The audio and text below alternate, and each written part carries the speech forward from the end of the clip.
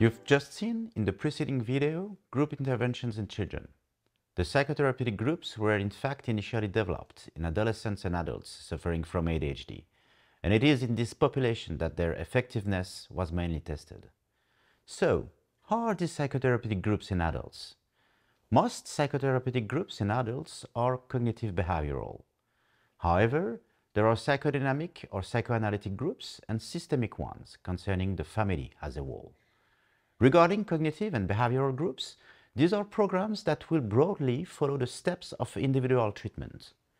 The groups, with 8 to 10 participants, will generally be spread over 8 to 12 sessions, sometimes more, and will generally cover different areas associated with ADHD, such as attention, hyperactivity, impulsivity, regulation of emotions, interpersonal relationship, organization and planning, and so on.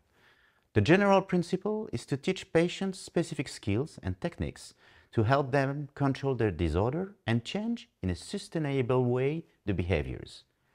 The first sessions are generally dedicated to the psychoeducation of ADHD, then followed by specific modules addressing specific domains of the disorder. So, how is an adult group session going? A group session is usually divided in two. The first part is devoted to the review of the home task, the participants having indeed received exercises at the end of the previous session.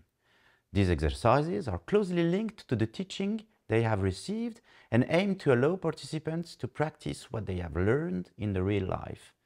This can, for example, be to use tools to prioritize tasks that the participant has to do, practice setting goals, sequencing tasks, learning to use a calendar or an agenda, making to-do lists, or do exercises of mindfulness, and so on. During this first part, the participants, helped by the therapist, there are generally 2 therapists per group, interact and discuss among themselves how the homeworks were done by a particular participant. This often makes it possible to find solutions that they have not necessarily thought of, and these exchanges are very rich for the patients. The second part generally includes a teaching of skills on a given subject, attention, emotions, impulsivity, and so on. A bit like a course, but keeping in mind that it must remain very interactive. It is therefore up to the therapist to make sure that all participants are paying attention, understanding what is happening, are not annoyed, bored, or disturbing each other. Therapists will often use role plays to illustrate their point. Role-playing is indeed a very valuable tool for modeling a behavior and illustrating to patients what we want to teach them. But why make a group if there are individual therapies? Basically, what are the advantages of a group over an individual therapy? So, even if in adults it has not been formally demonstrated that groups have a definitive benefit over individual approaches, there are nevertheless advantages that seem obvious for both therapists and patients. First, group approaches cost less because they mobilize fewer therapists per patient. In addition, they make it possible to disseminate care more widely to the population concerned because they can be offered to more than one person at a time. Secondly, group approaches allow participants to share their experiences and thus better accept each other and find solutions to their problems, which is obviously not possible in an individual approach. Third, although under-evaluated in research, group approaches appear to have a better effect on social interactions by further reducing peer rejection and improving prosocial behaviors.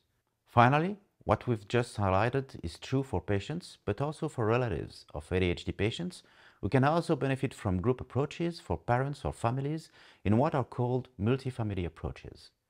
It should be noted that in certain cases, groups seem particularly indicated.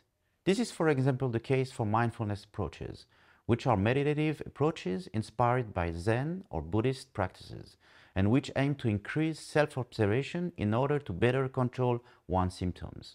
It does indeed seem easier, probably because it reduces judgments about oneself and others, to see other people doing this practice at the same time as oneself. In conclusion, adult ADHD groups have several advantages, including allowing participants to learn from each other through the exchange of their experiences. It is therefore very likely that groups are more beneficial or work faster than individual approaches, but this remains to be demonstrated. In any case, if you were wondering whether an ADHD group would be good for you or not, Our answer would be to encourage you to give it a try.